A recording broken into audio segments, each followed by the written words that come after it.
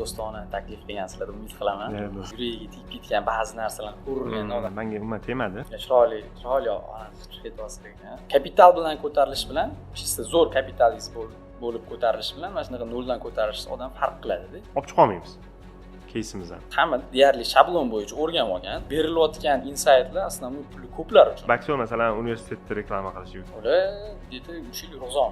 0 dan 200 ming obunachi olib kirdik. G'oyasi bor marketolog kam. Shu tadqiqot bilan ishlaydigan masalan mijozni tushunib ishlaydigan marketolog yetishmayapti deganda tushundim. 2000 targetga tikiylik, 150 ta video olaylik, biz video olamiz, target olamiz. Shu shartnomamda 450 million shtraf qo'ygan. Tuzuk insayt chiqmadi o'shanda ham. Ko'rgan bo'lsangiz zalam to'lgani yo'q o'shanda. Hayotini gapirib berishdi bo'ldi. O'sha videoyim 4000 ta prosmotr bo'ldi. Qo'ysan yema deyman o'shanda. Instagram birinchi o'ringa qo'yib qo'yishyapti-da. Nimaga Instagram? Chunki assalomu alaykum, hurmatli bizlarni ko'rib turgan marketologlar, bugun sizlarga bir eksklyuziv suhbat tayyorlaganmiz. Menimcha Ulug'bek akamni hamma tanisa kerak. Juda bir muhokamali mavzu bo'ldi. O'zi chaqirishimizdan ham maqsad, endi men o'zim ko'rishim bo'yicha to'liq fikringizni bayon qila olmagansiz bu yoqda, o'sha narsalarni bir bilib, pozitsiyangizni bilish va bir tanishib olish, xudo xolasa. Agar imkoni bo'lsa, shu suhbat boshida o'zingiz haqingizni bir qisqacha auditoriyaga tanishtirsangiz. Assalomu alaykum avvalambor. Taklif uchun rahmat, do'stona taklif qilgansizlar deb umid qilaman. Do'stona. Ismim Ulug'bek, 97-yilman. Biznes sohasida anchadan beri yuraman, lekin shaxsiy biznesimni boshlaganimga 5 yil bo'lgan. 0 dan olib chiqqanmiz. Juda ham kichkina summalardan harakat qilib, shunaqa hozirgi darajaga yetib kelganmiz.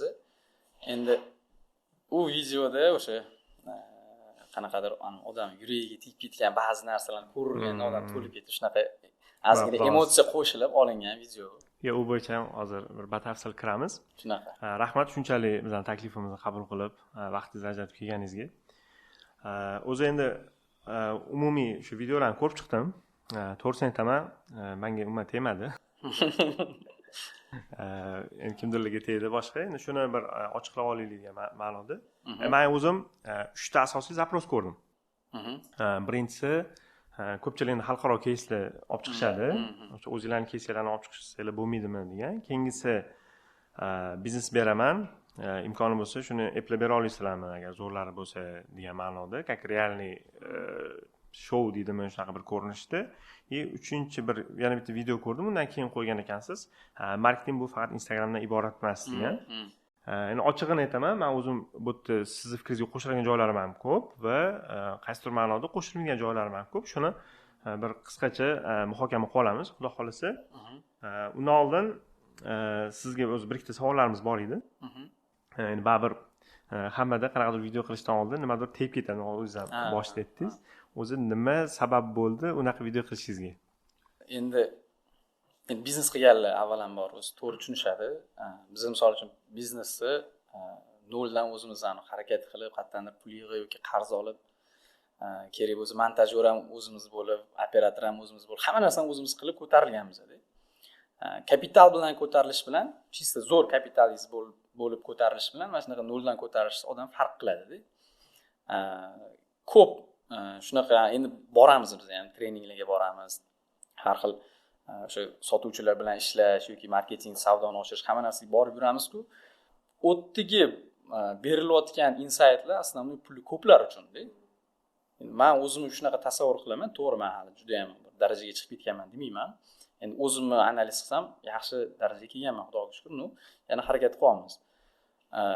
Ularni aytayotgan narsasini qilish uchun hisoblab ko'rsak juda katta summalar-da. Men shunaqa paytlar bo'lgan, kuzatganlarimizda shunaqa holatlar bo'lgan. G'oyani o'ylab bir narsani o'ylash uchun hech qanaqa materialni talab qilinmaydi. Misol uchun pul, misol uchun miyaga pul tiqmaysiz-ku. O'shanaqa g'oya, kuchli g'oya bo'lishi kerak birinchi avvalambor. U g'oyani misol uchun ko'pchilik Red Bull aytib chiqqan, siz ham aytib chiqqansiz.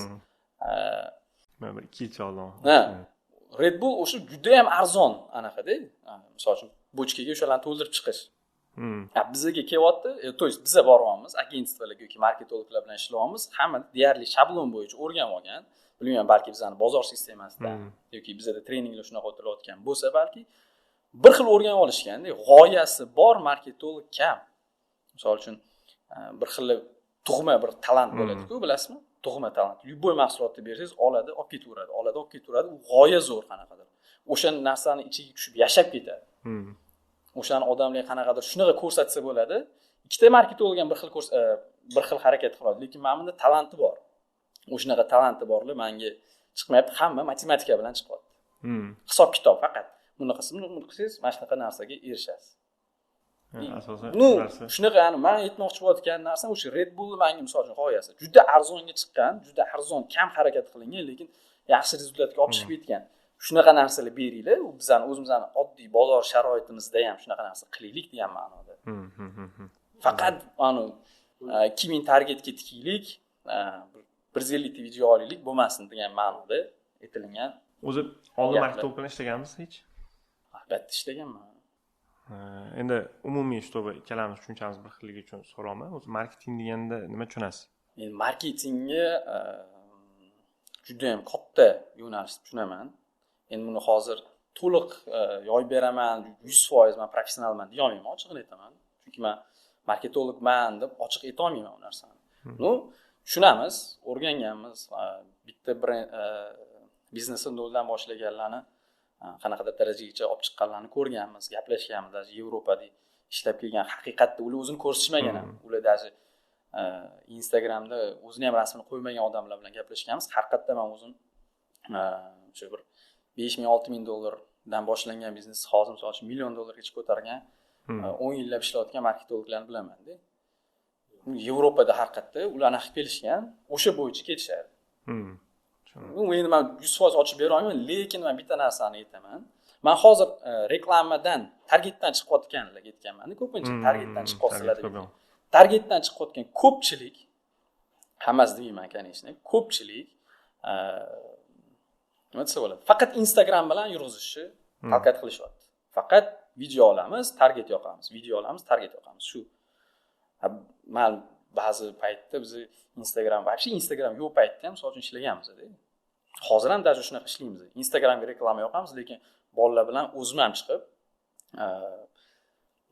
shu doговорlar qilib, mahsulotni tanishtirib, klient ko'chada qidirib, mana shunaqa qilib ham yuramiz. Ikkita tomonlama yuramiz. Endi boshqa yo'nalishlar ham bor demoqchiman. Endi men qisqacha o'zi marketing haqida o'zim tushunchamni aytib ketaman. Endi men o'zim deyarli 10 yildan beri shu sferadaman. Endi основной endi sizga o'ziga ham bir tanishish maqsadida katta kompaniyalarda ham ishlaganman. Enmedov eshitgan bo'lsangiz kerak, cho'ka krem, cho'ka teli ko'p anaqa mahsulotlar bor. 2 yil, Crafers 1 yil, Artelda 1 yil, keyin BTS Express bor, pochta logistika kompaniyasi. 2 yil marketing direktor bo'lib ishlaganman. Oxirgi ham Elmakon, endi Malika atrofida ko'p ko'rgan bo'lsangiz kerak. 2024-yilgacha o'tda ham 2 yil marketing direktor bo'lib ishladim. Endi hozir bizda agentство, Foyda marketing degan agentligimiz bor. Agentligimizda hozir 25 ta loyiha bilan ishlaymiz. Uning ichida Crafers bor, anaqangiz bor ekan, Enok Moyni bilsangiz kerak. Shu Enok Moyni biz yurg'izamiz marketingini. Keyin katta shu logistika kompaniyalar bor. Endi Xitoydan narsa olib kelsa, Adnur logistikani eshitmaganmiz. Adnur logistika Adham akalar tanisangiz. O'sha logistika kompaniyalar bilan ishlaymiz. Keyin ishlab chiqarishlar bor, endi har xil sohalar bilan ishlaymiz.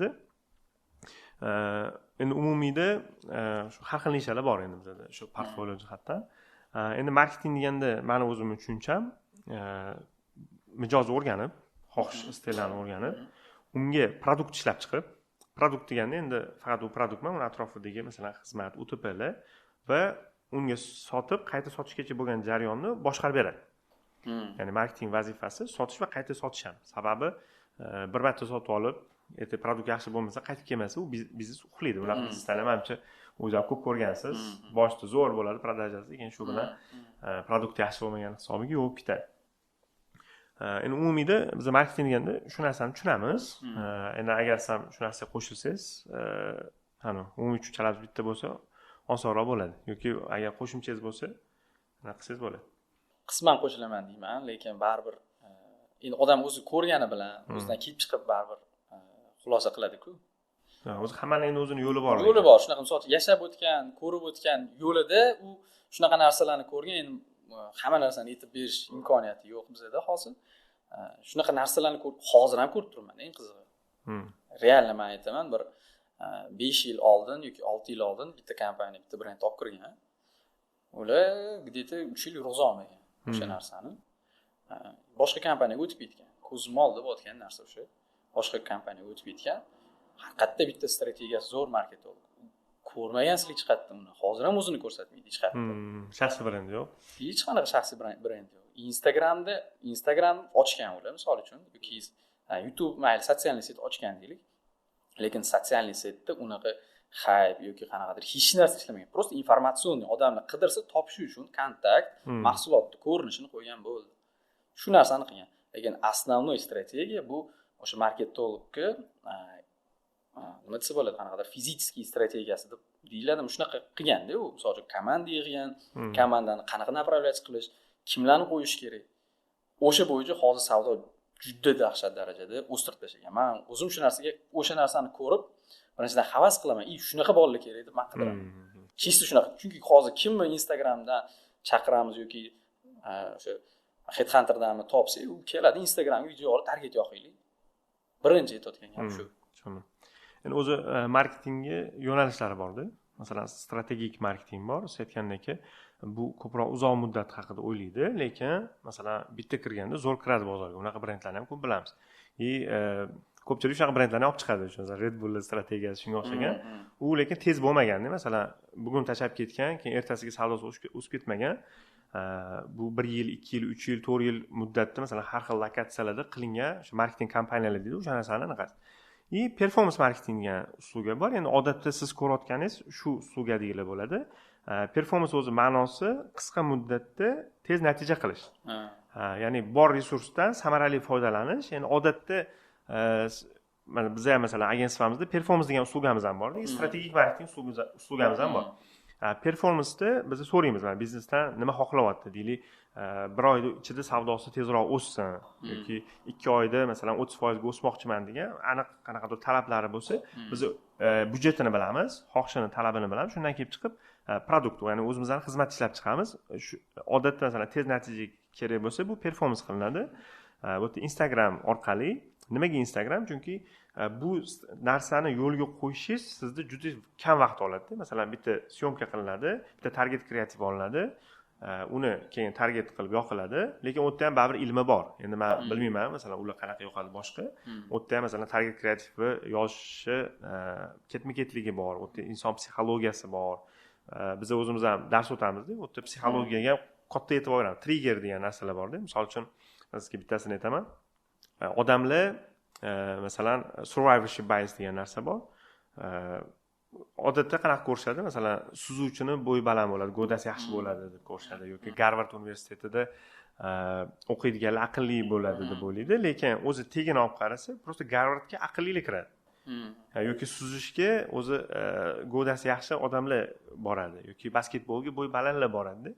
Lekin shuni hisobiga masalan basketbolga bolam bersam bo'y o'sadi deb o'ylaydi. Yoki social proof degan narsa bor. Bilsangiz, mana konsert zalida o'tiribsiz, bitta odam qarshi chalsa, odatda hamma qarshi chala oladi. Biz buni misol uchun kontentni olib chiqayotganimizda aynan shu biasni ishlatib, mijoz odzivlarni olib chiqamiz. Xuddi o'ziga o'xshagan mijozni ko'rsa, o'zini holatini ko'rsa, ha, men ham shuni olsam, shunaqa yechim topar ekanman deydi. Ya'ni bu yerda baribir lekin aytganingizdek ilmi bor. Misol uchun ko'r-ko'rona bo'lib kontent qilamiz deb turib, tiliga kelgan yoki xayoliga kelgan kontent emas. U yerda baribir istalgan o'sha marketing ham sotuv ham psixologiya. Mana shu narsaga qo'shishingiz kerak. U psixologiya bilan boshqariladi. Shu psixologik faktorlardan foydalanib kontent qilish kerak va uni orqasida baribir tadqiqot bo'lishi kerak. Masalan, biz yangi o'sha любой bitta loyiha bilan ish boshlayotganimizda CastDev degan narsadan foydalanamiz. Eshitgansiz CastDev? Yo'q. Customer development deydi. Bu mijoz tadqiqoti usuli. U yerda nimalarni so'raymiz? Masalan, birinchi so'raydiganimiz qanaqa og'rig'i bor? Bu mahsulotni nima uchun sotib olmoqchi yoki sotib olgan? Sotayotgan paytda nima unga to'sqinlik qilyapti? Nima faktorlar uni o'ylantiryapti? Bu narsani bilib turib biz uni og'rig'ini bilamiz. Og'rig'iga masalan yechim berishimiz mumkin. Risklari bor. Shu risklarini biz yopadigan garantiyalar beramiz. Misol uchun aytish mumkin, buni $1000 olma, bizilib qolsa-chi, masalan, $1000 olsangiz toshqin. Biz o'sha garantiyasida UTP ishlab chiqayotganimizda aytamiz, bu mahsulotimizga masalan 1 yil garantiya beramiz, 1 yilda o'zini oqlab ketadi deyishimiz mumkin. Keyin baryerasi bor. Deylik, eri ruxsat bermaydi, xotin ruxsat bermaydi yoki puli hozir yetmaydi. Unga produkt qismida nima qo'shamiz? Bo'lib to'lash qo'shamiz. Keyin undan yana psixologik savollar ham so'raymiz. Misol uchun, bo'sh vaqtda nima qiladi? Kimlarni kuzatadi? Qaysi ijtimoiy tarmoqlarda o'tiradi? bu уже bizga nima beradi? Masalan, kommunikatsiya qilayotganimizda qaysi kanal bizga yaxshi? Instagramda qilishimiz kerak, Telegramdami yoki yo'q, umuman topa olmaymizmi uni? Qaysi blogerlarni kuzatadi? Bilsangiz, ko'pchilik endi ko'rona qilib qo'yishi mumkin. Ha, bo'ldi, masalan, menga shaxsan deylik, mittimi yoqadi, sizga kimdir yoqadi, bu vayz bo'ldi, shunda beramiz. Yoki marketing o'zining shaxsiy fikri bilan biz so'raymiz. Mana bizga potensial klient bo'lishi mumkin bo'lgan odam, deylik, sizni shu balansirovka biznesingizda, deylik, Malibu shu yaxshi premium mashinalar qilmoqchisiz, o'shaqa mashinalarni haydaydigan odamlardan oprosni o'tkazamiz. Bu ham intervyu ko'rinishida bo'ladi. Masalan, birga bir o'tirib, taxminan 15-20 minut vaqt oladi. U yerda ochiladi. Haligi biznes anaqa o'sha mijoz ochiladi, bizga aytib beradi. Deylik, men buni ko'raman, men bo'sh vaqtimda bunaqa qilaman. Men taxminiy portretni chizib olaman, bo'ldi deyman. Bizga men bu odam, men joyda topar ekanmiz deyman. Undan keyin uni xohishlari bor. Endi men o'zimcha aytishim mumkin, deylik, mana balansirovka biznesida balansirovka qilgandan keyin yoki razval 10 ming yuradi. Masalan, shunaqa razval qilish kerak, 15 ming yursa. Masalan, mijoz xohishi bo'lishi mumkin. Men srazu 15 ming razval deb turib produkt qo'rsam noto'g'ri bo'ladi. Biz keyingi etapda 4P by SWOT degan instrumentimiz bor. Biz u orqali har bitta produkt qismi bo'yicha, deylik, mana razval deb oladigan bo'lsak, tez bitishi, o'chirib kutish vaqti, masalan, yozilib borsa bo'ladimi, yo'qmi? Premiummi, masalan, o'tirsa, hech qachon moy bo'lmaydimi degan narsa o'ylayotganman. Buni Kazdevda olamiz, mijoz o'rganganmiz, unga muhim narsalarni. Keyin har bitta faktor bo'yicha biz o'sha boshqa konkurent bo'lgan bizneslarni baholab chiqamiz. Masalan, bunda bor ekan, bunda yo'q ekan. Masalan, avtoritetda bu bor ekan, bu sizda bor ekan. Keyin biz uni ballaganimizdan keyin masalan nuqtalar chiqadi. Deylik, 15 ming kilometr yurish garantiyasi razvalga, misol uchun aytaman. Bu standart bo'lishi ham mumkin. Prosta hamma shu narsani berayotgan bo'lishi mumkin. Odatda nima qilishadi? Ko'pchilik bo'lish shu standartni olishadi-da, konkurent yaxshi o'rganmagan bo'ladi-da. Bo'lish shuni UTP sifatida berib yuboradi. Keyin nimaga ishlamayapti deydi. Ishlamayotgan sabab bu standart. Endi shunaqa nuqtalar bor.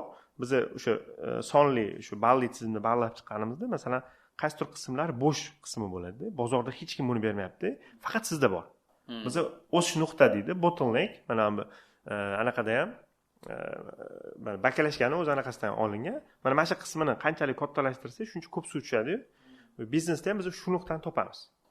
Bottleneckni topamizda. Ana endi undan keyingi narsa bu kommunikatsiya. Endi u Instagramda yurg'izamizmi, Telegramda yurg'izamizmi, masalan, borib bitta aytamizmi, asosiysi produkt bor, offer bor, mijozni yaxshi taniymiz va qattaligini bilamiz. Mana dalshi keyin mijozga keyin kommunikatsiya qilsa, shunda to'g'ri bo'ladi. Endi men shunaqa tushundim. Shu tadqiqot bilan ishlaydigan, masalan, mijozni tushunib ishlaydigan marketologlar yetishmayapti degandek tushundim endi. Men nazarimda shunaqa ham keyin undan tashqari endi baribir ko'pchilik target qilayotganda o'sha boshqa keyslardan foydalanishyapti. Boshqalar odam eshitadi, rostdan odam eshitib maza qiladi. O'ylab qaraydi, nimani shunaqa narsa bo'lmaydi yoki menga kelganlar nima shunaqa qilmayapti deysiz. Borasiz, siz keyin marketolog, "Nega sen shunaqa qilmayapsan?" deysiz. Sen ham shunaqa qilib ber, Red Bull o'sha qopqog'ini idishini shunaqa menga qilib ber deysiz-da. Keyin ba'zi joylarda kuzataman, bir xil istoriyalar yo'q-da, o'zi tegi aslida bo'lmagan. Katta brendlar, o'ylab topilgan qilaman. O'ylab topilgan, shu odamlar u narsani yeyotgan yoki ichayotgan yoki sotayotganda legendalar bor. Ana tarixi uchun sotib olishadi. Yo'q, tarix odamlar to'qib chiqargan. Uni chunki isbotlamaysiz o'tib ketgan vaqt. O'shanaqa narsalar qilib bir qilishadi, o'sha narsani aytib berishadi. Keyin siz ham borasiz o'zingiz marketologingiz, "Nima mana anaqa shunaqa bo'lmayapti" deysiz. Shuna. Endi bu narsada masalan shunaqa holatlar ham bo'lishi mumkin. Men guruch ko'rmaysiz bo'lmaydi. Baribir masalan bozorda qanaqadir keyslar olib chiqib o'zida realniy keys bo'lmasligi mumkin. Endi meni profilimni bilmadim, ko'rganmisiz yo'qmi? Yaqinda bitta holat bo'ldi-da. Men ham endi o'sha xalqaro keyslar olib chiqaman. Endi bu o'zi varonka, top of funnel deydi. Ya'ni boshida varonkaning boshida hammaga qiziq bo'lgan brend, hammaga qiziq bo'lgan tema orqali masalan marketingga qiziqadigan auditoriyani men yig'ib olaman-da. Keyin ularga retarget degan narsa bor, qayta chiqsam bo'ladi yoki ularni tekinga podpiska qildirib yuborib, keyin istoriyam orqali progress qilib, masalan, xizmatimni sotishim mumkin, kursimni sotishim mumkin. Odatda shunaqa ishlanadi. Yaqinda shunaqa kes bo'ldi. Presko degan oyoq massajyorlari bilan biz ishlaymiz. Onlayn do'kon. Biz o'sha Kazdev qildikda, Kazdev qilganimizda oyoq massajyor taxminan $100 atrofida turadi. Deyarli 80% dan oshiq holatda odamlar sog'liq uchun olar ekan va ota-onasiga olar ekan. Ya'ni ota-onasiga duo qilish uchun endi hamma ham masalan mashina, umraga sayohat qila olmaydi-yu. U hatto ota-onasi o'sha oyog'i massaj bo'layotganda duo qiladi farzandi shuaga. keyin biz qaradik, masalan, korobkada oddiy korobkada, ana Xitoydan kelgan, ana gofra korobka bo'ladi-ku, rangsiz. Shunaqa korobkada xunuk produktimiz. Keyin biz upakovka xizmatini yo'lga qo'ydik, buni bepul qilib qo'ydik. Masalan, tovarimiz OLXdan o'sha narsani $70 topsangiz bo'ladi, bizda $100 turadi. Lekin bizda faqat emotsiya nima beryapti, upakovka beryapti. Mana shu narsani qilganimizdan keyin bir oyda 3 barobar oshdi. Men ana raqamni aytiraman, masalan 250 ta sotardi. 780 tami 8 taga yaqin sotdi. Endi bizda PM da ishlagan, taxminan 8 taga yaqin sotdi. Bir oyda 3x ga o'sib ketdi. Buni ham o'sha boyga aytgan yo'ldan keldikda, biz o'sha nuqtasini topdik. O'sha narsani bir dona o'zgartirdik. Ana ortiqcha nimadir qo'shmadik. O'sha aytganingizdek, ana Red Bull o'xshagan qismini topdik. Minimalni anaqada, minimaldan chiqib turib. Endi bitta muammo bo'ldi. Ya'ni nimaga o'zim buni aytayman? Aynan o'sha videoyim, mana odatda endi videolarim o'rtacha 500 tadan 1000 ta like yig'adi, shu yaxshiroq keyslar. Endi kattalari ham ko'p. 50 mingdan 100 minggacha masalan atrofida prosmotr bo'lsa, o'sha videoyim 4000 ta prosmotr bo'ldi. Endi mana o'zim hukini topolmagandirsizda. Yo'q, mana kontent qilasiz-ku, yo'q, hukunda ham emas. Odamlarga ko'pchilik bilmaydigan brendlar unchalik qiziq emas. Keyin qiziq bo'lmaganiga endi ko'pchilik ko'rmaydi. Bu content creatorlarni ham, masalan, bizga o'xshagan content makerlarni ham anaqasiga ta'sir qiladi. Bunda ko'raman, masalan, KFC bo'yicha qilganim bor. Adashmasam 100 mingdan oshib bo'ldi. Keyin yaqinda ko'rgan bo'lsangiz mumkin, yaponlardan halollikni o'rganishimiz kerak deganman.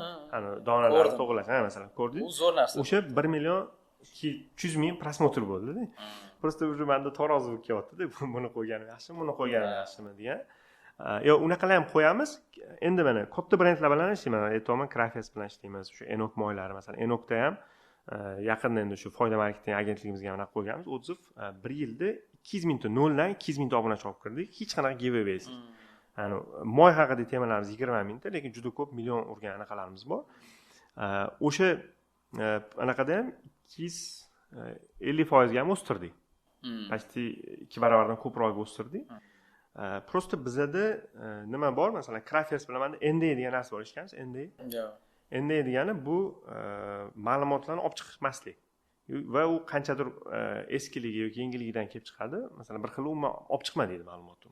Mana Crafers bilan bizda shunaqa shartnomamiz bor. Shartnomamda 450 million shtraf qo'ygan.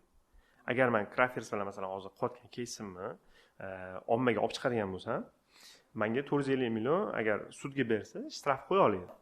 Yoki to'ron unlari degan unni bilsangiz kerak. Masalan, ular bilan ham 500 nechidir million edi shtrafimiz. Agar keysimni olib chiqsam, masalan, men to'ronlardan qanaqa ishlar qildim, mana buni qilganimdan keyin savdosi mana oshdi desam, shuning uchun ham endi bozorda ko'pchilik endi yaxshi marketologlar, katta kompaniya bilan ishlaydiganlar keys olib chiqa olmaydi. Bu nimaga bilmayman, balki mentalitetda bordir. O'zbekistonda masalan chetda bilsangiz, mana Apple hozir bu emas, saytiga kirib sotuvi, qancha daromad ko'rgan, qancha xarajat, hammasini ko'ra olasiz. Bizda biznesmenlar endi bu har xil faktorlar bo'lishi mumkin, o'zim bilib turibsizmi faktorlarni. Shu faktorlarni aniq qilib ham etmagin deyishadi, qo'rqishadi. Masalan, savdosini biz $1 million qilardi, $10 million qildi desa, keyin sразу налоги qani qolgan 9 million deyish mumkin. Endi men bilmayman, qanaqa ko'rsatyaptim, ko'rsatmayaptim, uni ichki kuxnasini bilmayman. Men shuning uchun ham NDA qildirishadi. Shuning uchun ham masalan men o'zim shaxsan qolganlarda ham shunaqa degan gumondaman, olib chiqa olmaymiz keysimizdan. Realniki endi kimni olib chiqa olamiz? Kichkina kompaniyalarni olib chiqa olamiz. Endi kompaniya ham deb bo'lmaydi. Shu oboroti taxminan masalan 20 mingdan 100 ming dollargacha bo'lgan kompaniyalar, ular oila oborotini aytaman, unchalik ham anaqadan qo'rqmaydi, masalan konkurensiyadan boshqadan, chunki u bozor lider emas, masalan nechidir million dollarlik oborot qilmaydi. Shunga uni informatsiyasini kimdir bilsa ham unga hech nima o'zgarmaydi, chunki o'zini kichkina shu ko'lmagida suzib yuribdi. Unaqa keyslarni olib chiqsam hech kimga qiziq emasda. Muammo o'zi o'shanda bo'ladi. Gapiraman, seni gap ko'p-ku. Ko'pchilikni hozir xafa ham qilib qo'ydik. Xursand ham kimdirlar qo'shildi. Biznesmenlar qo'shildi lekin. Men ko'rib chiqdim kommentariyada. Biznesmenlar bir yoq tomonga o'tdi. Shunaqa. Chunki ularni ish tushganlar, ko'rgan, menda ham shunaqa deb yo like bosgan yoki kommentariy qoldirgan. Qarshi tomon bo'lsa o'sha shu sohada ishlovchilar, shu sohada ishlovchilarning ham ba'zi bir qo'shilgan. Endi men aytmoqchimanki, ular kimdir qo'shilgan bo'lsa, men to'g'ri gapirdim demoqchi emasman, yoki kimdir qarshilik qilgan bo'lsa, men noto'g'ri gapirdim ham demoqchi emasman deb. O'zimni hayotiy bir bu narsaga qaraydigan bo'lsam, bu kimni aybini ko'lash yoki kamchiligini topishga vaqtimizni sarflashni anaqa yoqtirmayman. Misol uchun kimdir davay debat qilamiz, короче, sen gapingga javob berasan, men anaqa qilaman desa, kelib ham o'tirmayman o'sha gapiga misol uchun. Просто vaqtimni yo'qotaman. Misol uchun sizlar taklif qildingiz, как бы do'stona informatsiya almashamiz, networking, balki nimadir olib ketarsiz degan anaqa bo'lgani uchun rozi bo'ldim. Misol, endi u yerda bu men bunaqa degdim bilan baribir o'sha vaqtni orqaga qaytara olmaysiz. Endi yaxshi qanaqa, misol uchun meni olib chiqa olmaydi deyapsiz-ku. Misol uchun bizda ko'p kuniga bitta yangi brend ochiladi.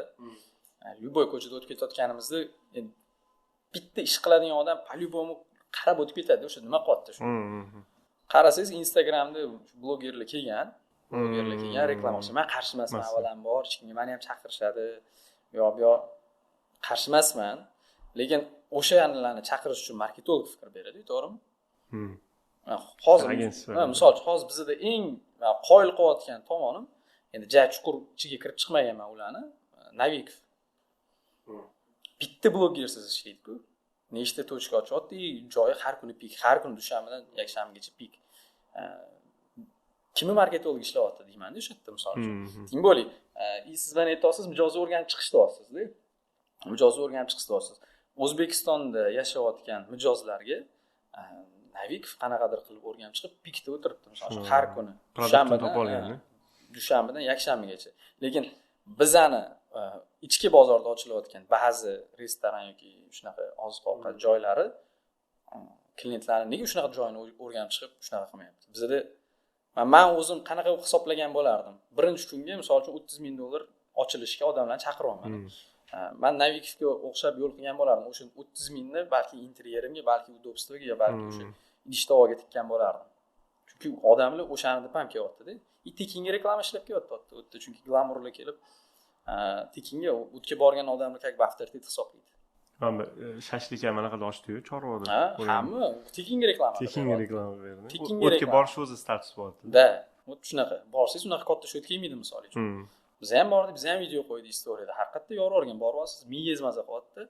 Tekinga istoriya bor, uni kimdir saqlanib qilgan переслать bo'ldi, shu yerga ketyapti. Men основной qarayotganimda mana yana qaytarib aytaman, bitta narsa 70% va 30% da bizda hozir. 30% ko'rsatmaydi, cho'tki olib ketyapti, kichik zo'r brend, akkuratni brend. 70% lekin shunaqa o'zbekchasiga olib ketishyapti. O'shaning uchun aytayman, основной 70% ni ko'rasiz siz ham. Siz ko'rsatgan narsa 4000 ta prosmotr deysizmi? Balki o'sha 71% ichiga kirganda, 70% ga kirmagan. Shunaqa. 70% deyli hype'ni zo'r ketishyapti, u qilishyapti, targetni yoqishyapti. Faqat shuni ko'rasiz siz. Biz shuni как бы yedirishyapti-da bizga. Marketing deganda shuni ko'rsatishyapti. Shunaqa, marketing deganda biz shu narsani ko'ryapmiz. Misol uchun, men mijoz sifatida agar menga chiqayotgan bo'lsa, o'sha targetda, demak, men o'sha narsani ko'proq qabul qilolmay, meni 30% kiradigandan tashqari. Shunaqa meni ham o'zimga g'ashimga tegadigan narsalar ko'p-da. Misol, ana shu influencerlarni noto'g'ri tanlash, deyiladi, sohaning egasi bo'lmagan odamga umuman boshqa narsani ekspert sifatida olib chiqishi, mana universitetlarda ko'p bo'ldi agar ko'rgan bo'lsangiz. Endi men masalan sport ustalarini juda hurmat qilaman, lekin boksyorlar baribir o'qimishli anaqa emasda, qatlanmasda. Endi ular sport insoni, ular shu bayrog'imizni tepaga ko'taryapti, unisiga respekt. Lekin boksyor masalan universitetda reklama qilish yoki artistlar masalan birga o'qiysiz, qaysidir artist qo'yapti-da, men shu yerda o'qiyman, siz ham bilan birga o'qiysiz deyishi. Endi buni men o'zimning shaxsiy fikrim, kam prosmotr bo'lsa ham haqiqiy ilm egalariga, masalan, shu sohada yurgan, deylik, yaxshi marketolog bo'lishi mumkin, yaxshi sotuvchi bo'lishi, yaxshi biznesmen bo'lishi mumkin. Shu o'zini bir nuqtasida men ham o'qisam, mana shunaqa katta biznes qila olar ekanman, yoki mana shunaqa inson bo'lar ekanman degan anaqasi u yaxshiroq, lekin bilmadim. Prosmotrga qarashadimi? Endi raqamga qarash yaxshi, lekin kerakli raqamga qarash yaxshiroqda. Keyin 2 million emas. Yana bitta narsa o'sha yerda aytganim, misol uchun shu brend beraman deganim, men misol uchun Instagramda o'sha sport trenerlar bo'lsin yoki yana qanaqadir mutaxassislar bo'lsin, o'zini qanchadir vaqtini shu qurbon qilib yoki mablag'ini qurbon qilib bitta odamni olib yoki bitta proyektni olib ko'rsatib berishyapti. Haqiqatda mana orqada o'yin bo'lmayotganini ko'rsatib berishyapti ular. Misol uchun oddiy trener bo'yicha ozish yoki semirish yoki govda chiqarish anaqa qilsak ximiyada emasligini isbotlab mana yo'q ximiyada emas yoki ximiyada deb chiqishyapti. Bu sohada ham menimcha o'ylashim bo'yicha shu черный ход siz mana bizni ko'tarib berdik. Bir xilli chiqadi-da, mana shunaqa kichkina оборотni katta оборотga chiqazib berdik deydi. Lekin Belly tomonidan aytadi, men orqada million to'g'riganlari ularni ko'rsatishmaydi. Millionlab ketib qolgandir balki. Bu narsani ko'tarib olib chiqishmaydi.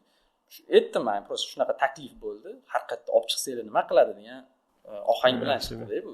Chiqarish kerak. Agar har qayerda professionallar bo'lsa, professional masla o'zini target bilan oldinga olib chiqib ketayotgan bo'lsa, chiqinglar, ko'rsatinglar. U menimcha shunaqa professionallarning vazifasi ham deb o'ylayman men. Men o'zimning sohamda ham shunaqa misol uchun qanaqa men arzon emas, sifatsiz narsa kamroq sotaman. Juda kam. 95% sifatli mahsulot sotsam, 5% ga arzon sifatli mahsulot assortimentga majburan qo'yganman. Mana shunaqa sotuvdagi shunaqa narsa men hayotiy nima deydi, odamni o'zi prioritetim shunaqa bo'lib qolgan. Qimmat sifatli mahsulot sotishga o'zimga ep ko'raman. O'zim ham o'sha narsani yeymanmi? Yemasam birovga ham qo'ysan yema deyman o'sha narsani. Shu misol uchun oddiygina balansirovka, hozir men balansirovka razval zamin emasdi. Misol uchun ochayotgan paytimda men $5000 ham olishim mumkin bo'lgan оборудование bo'lgan. Men 5000 olmaganman. 25000, 30000 xarajat qilib olganman. Eng yaxshisini dunyodagi kerak bo'lsa, eng nomer 1 ni topib olganman. U sanoqli, misol uchun SNG da sanasangiz sanoqli o'sha apparat. O'shan bilan ish boshlaganmiz-da, ochig'i. Shunaqa prioritet menda o'rnashib qolgan. Shu yo'nalishda ketib turamiz. Misol uchun hozirgi holatda kirsangiz ham oddiy balon yamashga qancha narsa qilib qo'yganmiz. Misol uchun tushunadiganlar kelib ishlayveradi masalan. Endi tushunmaydiganlar kechirasiz, aka. Bir kun tushunasiz deymiz, bo'ldi, biz talashib o'tirmaymiz. Shunaqa anaqada ketamiz. Bu tomondan ham haqsiz. Chunki masalan, haqiqiy ekspertlar o'zini olib chiqmasa, shu yuzaydagi insonlar o'zini olib chiqib, shu bozorga olib qo'yadi. Endi bu tabiiy holat, chunki kimdir bozorga olish kerak. Agar siz chiqmasangiz, boshqa odam chiqadi, bozorga oladi. Bizda ham bunaqa keyslar ko'p, faqat vaqt masalasi ham bor. Masalan, sport trenerlarni yaxshi anaqa qildingiz, endi ularda katta fokus ketmaydi. Masalan, bitta odamga mana shu shug'ullansa bo'ldi. Endi bizda bitta biznesda to'liq qolganimizdan keyin to'liq komanda ishlaydi. Misol, menda hozir 35 ta xodim bor, 25 ta proyektimiz bor. Mana hozir loyiha olmayapmiz-da. Keyingi loyiha olishimiz taxminan shu noyabr, dekabrlarga mo'ljallab turibmiz. Sababi ulgurmayapmiz-da. Lekin unaqa keyslar ko'p. Bu gapingizga qo'shilaman. Bizning aybimiz shu keysdan olib chiqmaganimiz. Men shunaqa deb o'ylayman. Sababi masalan, Bito degan ERP tizim bilan ishlagan. Bitoni eshitmaganmisiz? Yo'q, eshitganman. Eshitgan bo'lsangiz, masalan, shuni ham umuman mediasi yo'q edi, marketing jihatdan yurg'izilmagan. Orqasida shu IT produktni ishlab chiqishgan. Biznes egasi уже yopadigan darajada edi. Biz как раз 2 yil oldin agentство endi boshlayotgan paytimizda joy qidirayotgandim. O'sha Registonda o'tirishar, Registonni proyekti barterga gaplashadigan bo'lib qoldik. Mana o'sha proyektni 1 yilda shu oyiga stabil 100 ta sotadigan anaqaga olib chiqdik. $5 million ga baholandi. Aloqa Venturesdan startaplar bilsangiz anaqa oladi.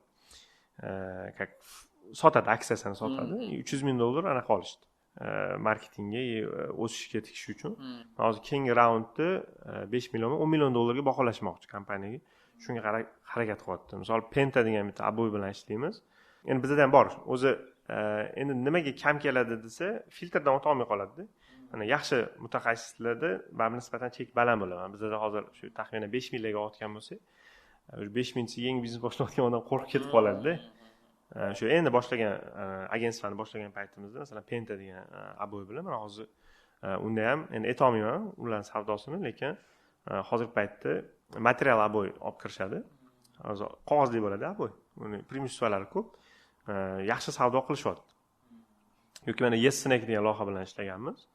Bu pista bo'yicha bizga chiqishgan pista olib kelganmiz, mog'allab qo'yapti. Bilsiz, pista 6 oydan keyin ana hidlanib qoladi, qo'rilgan bo'ladi. Shunga dabdala bo'ladi deyishgan. Biz 20 tonna pistasini 1,5 oyda to'liq nol qilib berganmiz. Masalan, unaqa keyslarimiz ko'p, faqat ular ham bizani endi nima deydi, agentstva qilib kirayotgan paytimizda qilganmiz. Mana hozirgi masalan chekimizni aytsak, qo'rqib ketadi. Yaqinda bitta biznesmenga bir ajoyib misol keltirdim, kulvordi. Anaqa siz qiling deyaptilar, agar ishingiz yoqsa pul beraman deyaptilar. Aka deyapman, siz to'yga deyapman, masalan Sherali Jo'rayev, Xudo rahmat, Yulduz Usmonovani chaqiryapsiz-da. Shular yoqsa pul beraman deyapsiz. Masalan, bir xil isbotlar bo'lganda, qayta isbotlagisi kelmaydi. Bu aniga o'xshaganda, ana chiqib ketdi hozir. Oktagon liga jang ber deydi. Masalan, Habibga hozir men jang taklif qilsam, u ko'rmasa, u mendan qo'rqqan bo'lmaydi. Prosta uni darajasiga men hali yetishimga ancha bor bo'lishi mumkin. Ya'ni shunaqa vaziyatlar ham bo'lib qoladi. Chiroyli fikr aytyapsiz lekin. Endi bu bizning tomondan ham misol aytyapsiz-ku, o'zini oqla bo'lgan deyapsiz-ku. Shuning uchun o'zini oqla bo'lgan odam bitta burchaga yashirinib kirib olsa, ana bechara biznes qilayotgan odam Qatdan eshitsin haqida. Qatdan topsin buni. Biz ham chiqayotgan vitrinadagi narsani qaraydi hamma. Vitrinada ani qimmat vitrinali joyga chiqib qolgan bo'lsa, normalniy deb o'ylab shuni olib ko'radi. Любой odam. Vitrinani zo'riga qo'yib qo'yadi-ku. O'xshamagan mahsulotda, yaxshi mahsulot qo'yib qo'yaverishadi. Odamlar vitrinadigini oladi. Shunaqa anaqada misol uchun biz ham balki qidirishda adashayotgandirmiz, ili hammadan bir xil fikr balki bizning ham jonimizga tegadi. Men shu yerda o'sha marketologlarni ayblab o'tib ketmoqchiman. Agar shu yaxshi tajribali, zo'r keys qilgan marketologlar shaxsiy brend qilmaydi-da ko'pi. Aybi o'shanda, ya'ni shaxsiy brend qilish kerak, chunki aytganingizdek uni qayerdan topamiz degan. Yaqinda bitta stomatolog bilan gaplashyotgandik. 2-3 ta keys ko'rsatdi. Mashalla deydi, yaqin institut bitirgan, menga praktikaga kelgan. Hani vinir bo'yicha, yani nimadir bo'yicha o'zini top ekspert qilib ko'rsatdi. Men hayda o'rganman. Ko'rsatiladi bittasi. Men hayda o'rganman. Loyiq bo'lmagan shogird, lekin hozir menimcha mendan ko'p topyapti deyaptilar. Shu shaxsiy brend hisobiga-da. Endi shu to'g'ri odamlar jim o'tirsa, noto'g'ri odamlar chiqib keladi. Bu gapingizga men 100% qo'shilaman. Shu ayblayman. Yaxshi marketologlik, shaxsiy brend qilinglar, keysinglarni olib chiqinglar. To'g'ri biznes egalarida xuddi shunaqa muammolar bo'lmasin. G'oya ustida ham ko'proq ishlasanglar. Men ko'proq o'zim ishni shaxsiy fikrim bilan g'oyasi kuchli insonlarni hurmat qilaman. Qanaqadir o'tirganingizda bir gaplashib o'tiramiz. Tanishlarimiz bor, yaxshi anaqa bolalar. Bitta mahsulotni hazillashib, "Men buni qanaqa sotsa bo'ladi" desangiz, u men marketologman deb ham o'tirmaydi. Bunga shunaqa narsa qilsa bo'ladi deydi, mana shu o'tirgan joyi o'zida. Endi uni yoshingiz kerak, to'g'ri noto'g'ri. Shu zo'r ideyalar chiqaradi-da. Unda уже talant, kreativniy, arzon, juda ham arzon rasxod, kam rasxod qilasiz. Lekin har qatda odamlarni anaqasiga kirib ketadigan bir g'oyalar yetib qoladi. Shu narsalarni yozib o'tiraman, misol uchun o'zim. Shunaqa odamlar bilan tanishsam, ancha odam maza qiladi, bilmayman. Menda shunaqa narsa bor. G'oyasi kuchli odamlarni eshitib, u ani prosmotr qarayman, balki 10 mingta, 20 mingtadir. Kimlar keldi, misol uchun o'sha Amerikadan ko'rdingiz, keluvchi yil oldin. Hammasini eshitib ko'rdik. Bu hayotini gapirib berishdi bo'ldi bizga. Hayotini gapirib berdi bo'ldi. Qanaqa millionga chiqib ketgan u. Tuzu insight chiqmadi o'shanda ham. Ko'rgan bo'lsangiz, zalam to'lgani yo'q o'shanda. Biznesga aylanib ketib qoldi-da. Shunaqa tarafdor emasmiz, shunaqa bo'lib ketsin tarafdor emasmiz. Haqiqiy, misol uchun biznesmen, biznes qilayotgan odam mo'j 5 mingtadir balki sizni eshitadigan odam. Lekin bizga o'sha narsani men shu boladan ilm olaman deb podpisatsiya qilib yoki kontentingizni oxirigacha ko'ramiz, keyin 3 minut 4 minut yoki YouTube ko'ramiz, yarim soatda deb chiqib ketamiz-da. Ko'p holat shunaqa. Yo'q. Endi oshirib olish ham bo'lishi mumkin bozorda. Bir xil narsalarni olib chiqish kerak, masalan, shaxsiyat degan narsa bor. Shaxsiy brend qilayotganda endi biz shuni ilmini o'qiganimiz uchun harakat qilamiz shu narsaga qarashga. Shaxsiyat, shaxsiy fikr. Endi o'zi shaxsiy brend nimadan iborat? Shaxsiy fikr, shaxsiy tajriba va shaxsiy shu insight anaqalardan. Endi bir xil oshirib yuboradi. Aytganingizdek, shaxsiy tajriba pastga ketib qoladi-da, qolgan narsalar ko'payib ketib qoladi. Yana bitta anaqa bor edi. Mana ikkitasini gaplashib bo'ldik. Marketing faqat Instagramdan iborat emas deb yozibsiz. Fikringizga qo'shilaman. Instagramdan iborat emas. Faqat Instagram eng tez kommunikatsiya yo'li shunaqa bo'lib qoldi. Shunaqa deb bo'lsa, masalan, bugunning o'zida agar pulim bo'lsa, hozir 11 millionga yaqin Instagramda anaqa bor, userlar bor, registratsiya qilgan O'zbekistonda. Bir kunda 11 millionga chiqa olmayman. Lekin boshqa yo'llar orqali chiqadigan bo'lsam, u sal uzoqroq vaqt oladi, lekin shu tomoni bor. O'zi marketing faqat Instagramdan iborat emas deganda qanaqadir keys bo'ldimi uni ham orqasida? Ha, bu keys bo'lgani, misol uchun gaplashasiz-ku, marketingga ham siz как бы uni pulga yollaganingizdan keyin unga ham bir mahsulot sifatida qarasangiz, xarakteristikasini eshitasiz, o'sha odam nimalar qilasan deb savol bersangiz, Instagram 10 tadan 10 tasi Instagramda o'tdi. Keyin men aytdim, qayerda bitirgansan deyman. Hamma bitta bitirganman.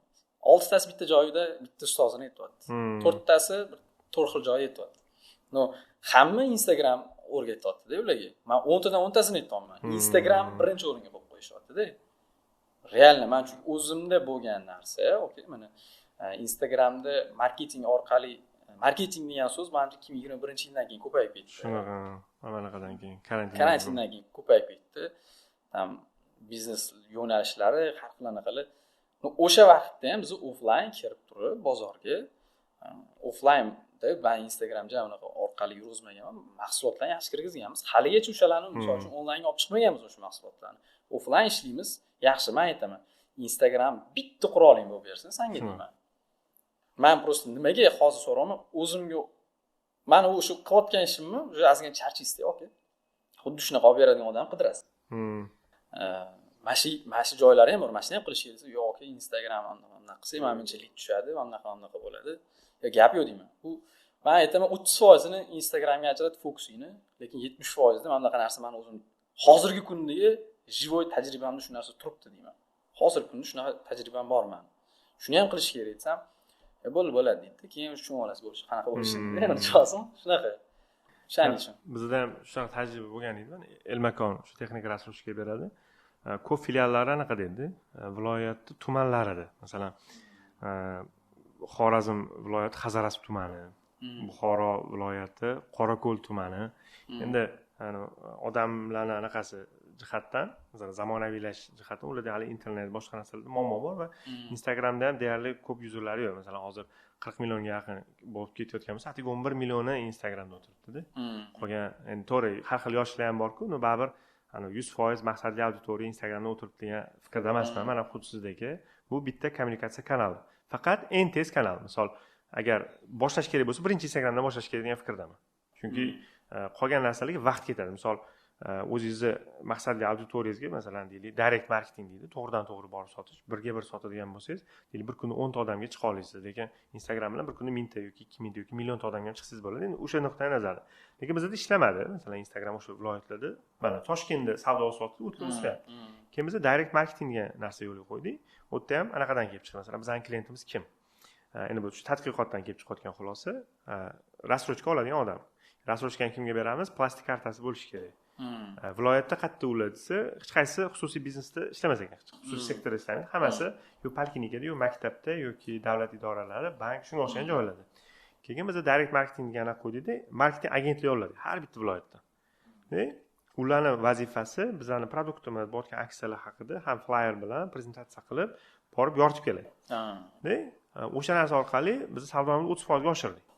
O'sha viloyatda aynan shu narsa yetishmayapti-da. O'shanda men yana bir marta tushunib yetdim. Faqat digitalni o'ziga bog'lanib qolish kerak emas, imkoniyatlar qidirish kerak degan. Faqat bitta anaqasi bor. Qachonki digitalda maksimumga yetsangiz degan fikrdaman. Misol uchun mana Instagramdan boshladingiz, deylik, o'sha Facebook, Instagram, Telegram aytsam, biz masalan Telegram aytsam yoqamiz. Bu yerda qaysidir etapgacha, chunki tez usulida, samarali jihati o'lchasa bo'ladi. Masalan, qolganini qiyin o'lchash. Qayerdan keldi, nima bo'ldi, masalan, billboard qo'yishingiz mumkin, bilmadim, televizor berishingiz mumkin. Endi boshqa kanalda ishlasangiz demoqchiman, misol uchun. U yerda o'lchash qiyin. Masalan, bitta lead necha pulga tushdi, qayerdan keldi, source nima, axbat qanaqa bo'lyapti. O'sha informatsiyalar bo'lmagan hisobiga ham bular odatda endi prioritetdan orqada qolib ketadi. Lekin biz ham masalan kattaroq kompaniyalarda bilan ishlayotganimizda, hozir juda katta, ya'ni otini aytaman, Cargo kompaniyasi bilan ishlaymiz. Ularda ham o'sha sekin maksimumga yetyapmiz-da digitalda. Digital deganda biz Google, Yandex, Telegram, Facebook, Instagram nazarda tutamiz. Uni maksimumga yetyapmiz, o'sha offline kanallarga kirishni boshlaymiz. Ya'ni uni ham etapi bor-ku, lekin aytganingizdek, men ham shu fikrga 100% qo'shilaman. Faqat Instagramni o'zini kommunikatsiya kanali sifatida 100% olib olish noto'g'ri. Umumida endi shunaqa anaqalar bor edi menda. insight xulosalar. O'zingizda qanaqadir savollar bo'lsa, bemalol agar xohlasangiz, masalan, qaysi tur bizneslaringizni razbor qilsak ham bo'ladi. Deylik, shu balansirovka anaqa bo'yicha. Masalan, nimalar qilgan bo'lardim men, o'zi hozirgi holati, savdo oshirishga nimalar qilsa bo'ladi. Shular bo'yicha gaplashsak bo'ladi. Endi как бы birinchi manda anaqa podkastda mana shu tiralib turar ekan qanaqadir xuddi bundoq manga anaqa odatiy hol emas. O'shaning qizarib ham o'tiribman. Atak o'zi любой anaqada bemalol juda katta anaqalarga kirib qanaqadir o'zi обычный holatga olib chiqqanmiz. Kim bilan ko'rishib qolishingizdan qat'iy nazar gaplashish. Tirab turgandek bo'lsa xalatliklarga. Yo'q, tabiiy men o'zim baribir anaqa kamera oldida o'zimni 100% ocha olmayman. Yo'q, kamerani oldida bemalol o'tiraman. Men kamerada misol uchun bez dubl ishlayman. U o'tbetda o'xshamay qolgan bo'lsa qilib qoramiz. Uni почти dubl yo'q menda. Bu narsani gapirishim kerak bo'lib qolsa, rol o'ynash. Rolda emas, uni gapirishim kerak. Informatsionga chiqmoqchi bo'lsam, olaman shunaqa. Tamom, bitta. Bilmasam endi. Shu endi menda shunaqa как ozgina kasbga kasallikmi, qanaqadir yaxshi ko'rish degan narsa bor. Misol uchun men chistimdol inson sifatida olib qarasangiz, balansirovka yoki razvalga shuncha pul tikib olish kimdir o'ylaydi hamda, shu stoitmi deydi-da. Men ham bunaqa deyni endi ko'rdim lekin. Joylarni ham yaxshi qo'yganlar hozir. Men misol uchun nima anaqa bo'lgan menda, mana birinchi joy olganmiz. Endi men kichkinagina tarixib bera qolamiz. O'zimiz haqqimizda shu qizlar bo'lsa kerak bo'lsa. $500 pulim bo'lgan. Oylik ishlayman, $500 pulim bo'lgan, lekin shunaqa yosh nimadir qilishingiz kerak-da. Shunaqa qilishingiz kerak. Keyin og'aynim bilan gaplashsam, короче, shunaqa degan, "Men bitta bola degan masjid pul topar ekan" degan. Yurib gaplashib ko'rganmiz, keyin hisoblab beryapti. Aytdim, "Dayt kerak tomon oyiga mayli, ming bo'lishib olamiz, esi tushadi." U payt $1000 men oyligim ancha qismdan kattasida endi. Keyin bitta mashinani yarim sig'adigan boks oldik og'aynim bilan. Uni sherikchilikda boshlaganmiz. Bu yarim mashina to'liq ham sig'maydi haligi boksga. Yarimi ketadi. Shunaqa kichkina boks oldikda, shu yerdan boshladik. Как раз karantin payti hamma uyga kirib ketgan. Biz karantin payti firma ochganmiz. Ko'chada firma ochganmiz. Keyin endi karantin payti to'g'ri hech kim hech qanaqa arendaga pul olmagan. Nalog-paloglar hech narsa chiqmagan. Lekin shu yerda nima bo'lgan, menda odamlar bilan tanishganman, kim yetkazib beradi, kim qanaqa ishlaydi.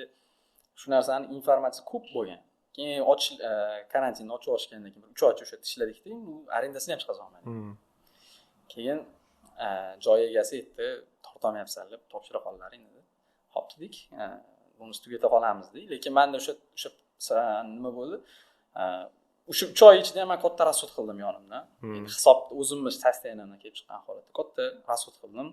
Ko'p narsa informatsiyani o'rgandimda, keyin shuncha informatsiyani men bekorga o'rganmadim. Shuncha narsa olib qo'yganman, оборудование. Hali ko'p emas, uni olganman. Boshqa joy topaman dedim, bu yerda o'zim olib ketamancha bo'lmasa dedim. Keyin og'ayni qarsam, anaqasi yo'q, o'xshaydi. Yana joy chiqib qoldi, как раз shu payt. Kattaroq joy, bir 4 ta mashina sig'adigan, yaxshiroq joy. Ochdik bu yerda. Ochsak, ishlashni boshladik. Endi boshida rosa qiyinchilik bo'lgan. Endi bittada o'tib ketamiz oddiy, oson anaqada. Keyin qish payti kelganda men boraman o'sha yoqqa. Endi bitta joy, хотя бы ofis qilganmiz, yozda muzdek bo'ladi, qishda issiydi o'sha joy. Lekin ustalar chiqib qotganda, u ko'cha bilan ichkarining temperaturasi bir xilda. Men endi ustalar chiqyapti, u ishlayapti, men ko'ryapman, men vijdonim qiynalyapti. Bu real, men o'zim to'qib, men o'zim yaxshi odam yasamayman hozir. Qarayman, juda qiyin anaqada ishlayapti. Keyin tasavvur qilaman. Hozir do'man nechta zamena masla yoki razval yoki balansirovka bo'lsa, 95% shunaqa ishlaydi. To'g'ri, bular kasal bo'lib qolsa, menga problema bo'lyapti. 100% chunki issiq joydan o'tirasiz, bitta mayamaga tushsangiz, darvozangiz ochiq-ku, shunaqa yomon suv uradi. Pastga kirib tushadi. O'sha payt men realni ichimdan o'tyapti. Men dedim, shunda o'sha payt o'yladim, men dedim, mana shu eshigiga dedim, sensorli eshik ochib qo'yaman dedim. O'sha sensorli ochilib-yopiladigan eshik qo'yaman dedim. Dedim, konditsioneri bo'ladi yozda dedim, qishda dedim, to'pli polli joy qilaman dedim. O'sha payt bu hozirgi proyektim shu 5 yil oldingi kelgan anaqa planim bo'lgan. Keyin ishladik, shunga sharoitlarni sekin-sekin yaratib olib keldik, xudoga shukr. Mana xudo xohlasa endi bu yil yozdan yaxshi chiqdik. Konditsionerni qo'yib qo'yganmiz, shu sistema deydi. Misol uchun moy almashtiryapti. Bolalar issiq qaynab ketmayapti. Temperaturani ushlashga harakat qildik. Endi yoz yaxshigina bo'ldi-yu. Oynali joy vitraj qilib, o'sha sensorli eshiklar qo'ydik. Darvozalar qo'ydik. Misol uchun darvozaga alohida rahmat aytib ketaman. Misol uchun reklama bo'lib qo'ysa ham bo'lmaysizlar. Shu Nice Uzbekistonga yetsanglar 2 sekund ochilib yopiladigan darvoza qo'ydim. Nimaga unaqa qo'ydingiz? Misol uchun oddiy darvozalar bir 15-20 sekund ochilib yopiladi. U issiq suvni ushlab tura olmaysiz. Shunaqa 2 sekund ochilib yopiladigan shtob. Bolalar qishda ertaga uzoq vodolaskada yuradi-da. Anaqa shapkalarni kiyib olib kirsangiz, ahvoli og'ir bo'ladi-yu. Yo'q, xudo xolasa ularning kasalligidan ham muammo bo'lmaydi. Sog'lig'idan muammo bo'lmaydi. Shunaqa narsagacha men o'zi asnomni birinchi ustalar bilan anaqa qildim-da. Endi bu yerda bitta minus tomoni chiqib keldi bu narsani. Biz u yerda oldini vitraj oynali qilganmiz, ochilib yopiladigan darvoza qo'yganmiz. O'zbek mentalitetida darvozasi ochilib turmaydigan yamani ko'rmasa odamlar servisdek qaramayapti. Yo'q, umuman servis deb o'ylamayapti. Bu servismi deb kirishyapti. Biz oynali kim qiladi servis deyapti-da. Bizni birinchi boshlab berdik. Detailinglarda ko'payib qoldi-ku, lekin u detailingda endi anaqalarni qo'yib qo'yasiz, svetlarni qo'yib qo'yasiz, tam bir ikkita plyonkalarni osib cho'masa bo'ladi. Cho'masiz bo'ladi. Bu yerda bizda balon turibdi, tam razval apparatni endi biladiganlar biladi, bilmaydigan bilmaydi. Endi maksimal harakat qildik, чтобы estetik bo'lishi uchun balansirovka xona, apparat отдельный xona qilib qo'ydik. Ko'rmasin, misol uchun balonni yechdi, ko'rmasin shu ichkarida endi cho'rni ishlar bo'ladi-da u yerda. Klient kelsa, приятный o'tirsin. Tayyor mashinasi keladi, o'tirib chiqib ketadi. Shunga harakat qildik. Endi bu bizani nima deydi? O'zimizni sharoitimizdan kelib chiqqan holatda qanaqadir bizani idealimiz bu. Endi to'g'ri, misol uchun kapitalga katta odamlar bor, bitta tiksa bizga bemalol 100 barobar yaxshirog'ini qilisha oladi.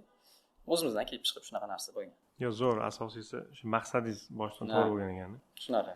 Shularning sekin barakasini ko'rasiz. Inshaalloh. Zo'r. O'tda o'zi mijozlar kim? Asosiy mijozlar kim? Qanaqa segment? Bizda ochig'ini aytaman, unaqa premium segmentga xizmat qilamiz yoki pastga xizmat qilmaymiz degan narsa yo'q. Biz maksimal sharoitimizni shunaqa qilganmiz. Superkar ham kirsa, superkar uchun ham misol uchun sharoitlar qilib qo'yganmiz. Misol uchun bitta dona kulishlarimiz bor. Hozirgi kunda 1,5-2 ming dollar turadi. O'sha misol uchun bir oyda bir marta ishlatishga to'g'ri kelib qoladi ba'zi. Lekin o'sha narsani qo'yganmiz. Yana даже hozir paketlarda ketyapti. Endi O'zbekistonda ham уже mana misol uchun superkarlar ko'payib qoldi-da. Yaxshi mashina. Yaxshi mashinalar, to'y superkarlar, yaxshi mashinalar ko'payib qoldi. O'shalarga kirsa, ular bir oyda bir marta yoki 2 oyda bir marta kiradi. В итоге misol uchun bir oyda 2-3 marta ishlatiladigan kulishlar bor. O'z mijozdan qatdan topasizlar hozir asosan. Endi asosiy bazamiz ham bor edi. Lokatsiya baribir sentrga ko'chganimiz bilan eski lokatsiyaga yaxshi odam o'rgatganmiz. Joyimiz eng qizig'i unaqa yo'l yuzi bo'lmagan, qanaqadir sentr bo'lmagan, juda chetda joylashgan. Juda chet joy bo'lgan, lekin yaxshi odam o'rgangan ekan.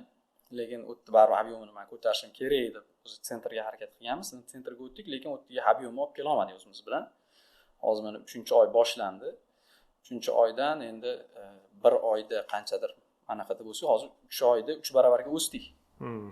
O'sha o'zimizning sistema, yana ozgina Instagram, klientlarimizga telefon qilamiz, joyimiz o'zgardi, aksiya qilamiz orada ozgina. O'z bazani qanaqa yig'asizlar hozir? Programmami? Da, programma bilan ishlaymiz. Bizda asosiy hozir mana diskont yo'lga qo'ydik. Ko'rdim o'shani. Diskont bilan hozir ishlashga, o'sha klientlarning bazaga yaxshi narsa u, bilasizmi, tushuntirib shart emasdir. Shu diskontlar bilan asosiy klientlarni ushog'imiz bu yaxshi anaqa beryapti, misol uchun. Повторный anaqa ko'pda. Yaxshilashyapti, yaxshi. Da, misol uchun keyin biz shunaqa возможность qilib qo'yganmiz, что diskont kartani misol uchun sizni nomingizdan, sizni kartangizni boshqasi olib kelib foydalansa bo'ladi. O'tgan qanchadir protsent yig'iladi, ili aksiya bersa, endi bizning endi keyinchalik planim hozir misol uchun aksiyani shundoq berayotgan bo'lsak, keyinchalik shu aksiyani faqat diskont kartasi borlar uchun. Bu chista meni o'zim o'ylab topgan marketing strategiyam. Qanaqadir darajada endi bilmayman 5 kami, 3 kami bu bahosi. Yaxshi. Shunaqa qilib chunki hozir katta bizneslar ham hali mijozlarni sodiq qilish haqida o'ylamayapti-da, ko'p bizneslar. Biz shunchalik o'ylayotganimiz zo'r.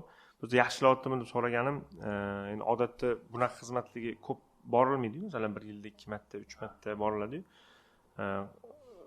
endi bunaqa diskontli kartalar yoki o'sha keshbekli tez xarid qiladigan segmentlar zo'r ishlaydi, masalan korzinka safiyalar yo'lga qo'ygan.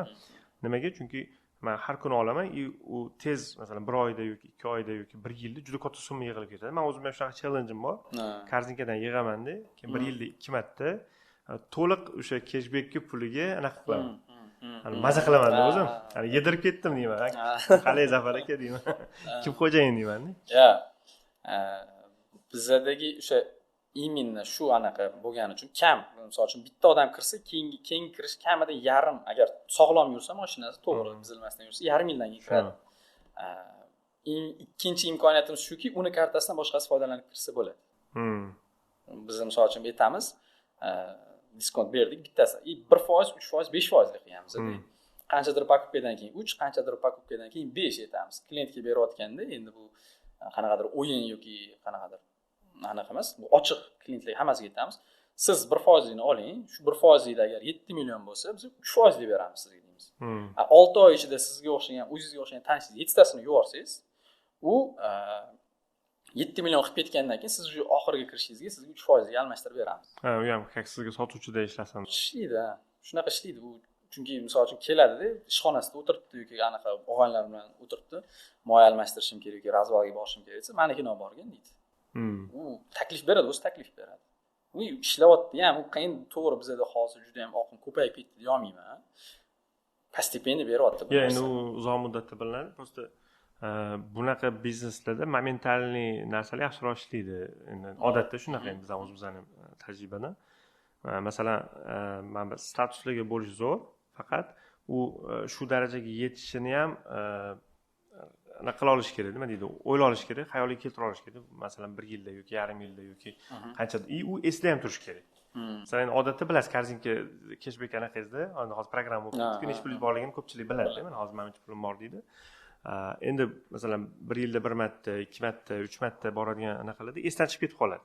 O'zi kartasini qayerga qo'ygani ham esdan chiqib ketgan bo'lishi mumkin. O'sha tomondan bitta o'ylab ko'rsangiz bo'ladi. Ya'ni momentalniy, masalan, bo'linsin, deylik, menimcha 1 yilda оборот yoki nechadir yildan beri ishlayotganiga qarab turib, har xil statusga bo'lasizda va ular momentalniy nimadir olib ketsin.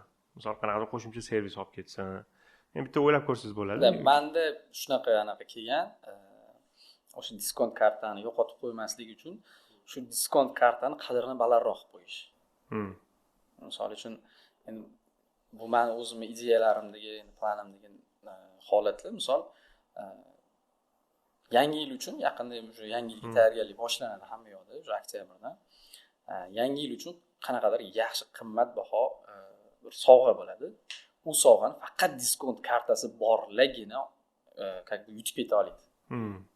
Biz misol uchun hozirgi anaqa qanchadir tarqatdik, endi soniyasidan chiqib qoldi. Ko'p pechat berdiramiz deb.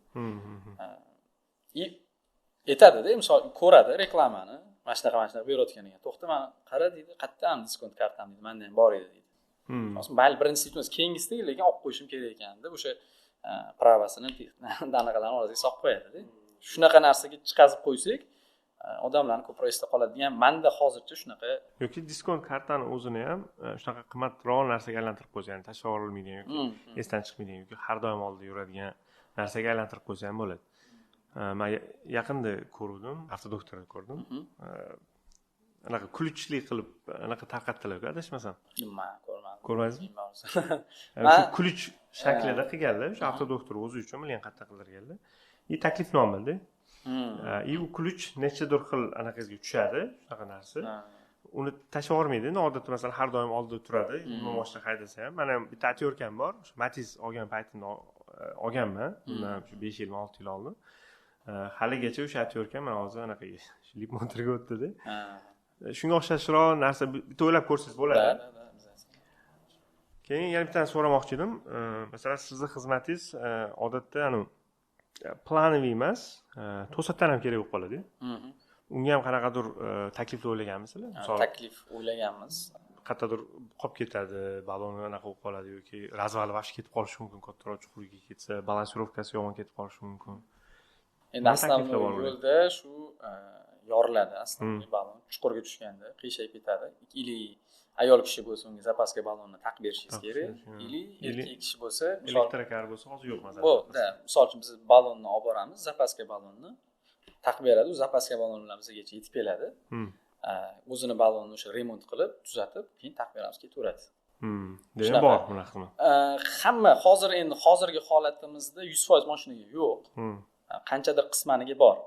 Endi buni kelajakda Xudo xolasa o'zi o'sha vizovga chiqadigan mashina qo'yib, assortiment o'sha shunaqa anaqa qilamiz. Har bitta mashinani deyarli o'sha, to есть razmerda bittadan zapaskasi bizda tayyor turadi. Misol uchun telefon qiladi, nechta balloningiz ketib qoldi deydi. Misol uchun ko'pincha holatlarda 10 tomoni bilan tushsa, ikkitasi barobar qo'yib yuboradi. O'sha barobar qo'yib yuborganda u zapaskasi bo'lsa ham olishga foyda yo'q, chunki bittasini tuzatadi, keyinsi qolib ketadi. Barib chaqiraman deydi-ya uni. Chaqirgandan keyin ikkita ballon bilan keladi, tamkirat ko'taradi, keladi, bizgacha yetib kelsa bo'ldi. O'zi yura oladigan mashina yetib kelsa, bu yerda уже ishini qilib chiqazib beramiz. Endi bu 100% hali ishga tushmagan, ishga qisman tushgan. Qisman ishga tushib, praktika qilyapmiz, nima kamchiliklarni. Unga mashina o'zi baribir. O'zim endi so'rayotganim, men kontentdan ko'rib chiqdim-da, shu narsani ko'rmadim lekin shu xizmat bor. 100% anaqamizda yo'q-da, hali bu. Misol uchun telefon qilishadi-da, menda shunaqa narsa, bitta narsani hozir bizda hamma uslugimizni ham ochib bermaymiz. Hammasini ochib beramiz chunki 100% tayyor bo'lmagan narsalarni ochib bersangiz klient rostdan ko'payib ketadi-da.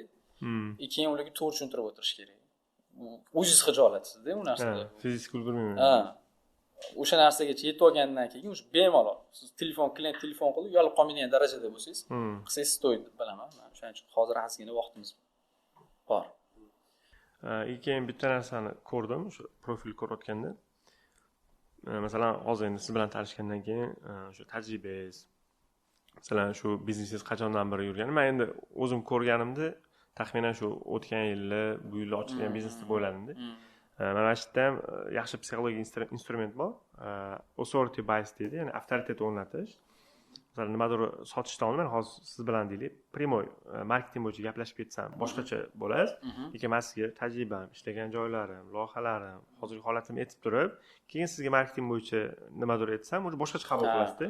Shu narsani men topolmadim. Iloji bo'lsa, endi tavsiya, bitta shu o'zingiz haqingizda, shu servisingiz haqida bir batafsil informatsiya beradigan, buni orqasida yana qilsa ham yoqdi menga storytelling. Agar uni ham storytelling sifatida olib chiqsangiz ham menimcha zo'r prosmotr bo'ladi deb o'ylayman. Balki mana shu faylni ham ishlatib olsangiz bo'ladi.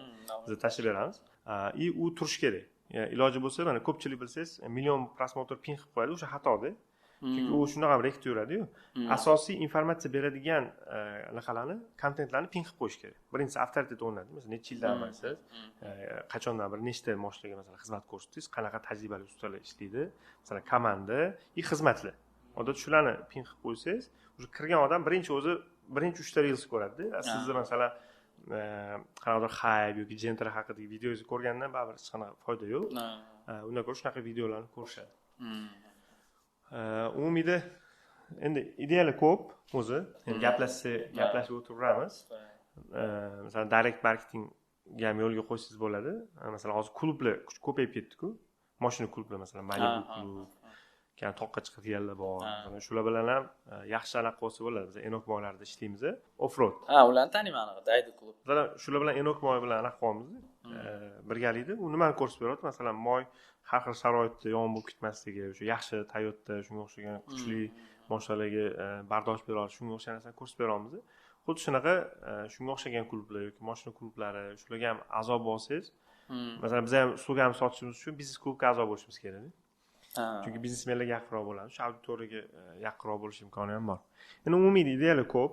Xudo xolasa bir vaqtingiz bo'lsa, bir choy ustidami? Endi hozir suvni o'zi bo'lib qoldi. Xudo xolasa gaplashamiz. Rahmat shunchalik vaqt ajratib kelganingizga. Menimcha ko'rayotganlar ham tushunishdi, masalan, asl maqsadingiz nima bo'lgani, bozordagi holat, boshqa narsani. Xudo xolasa endi agensiya ochadigan bo'lsangiz ham mabodo marketinglar ishga kelishadi. Xudo xolasa. Rahmat.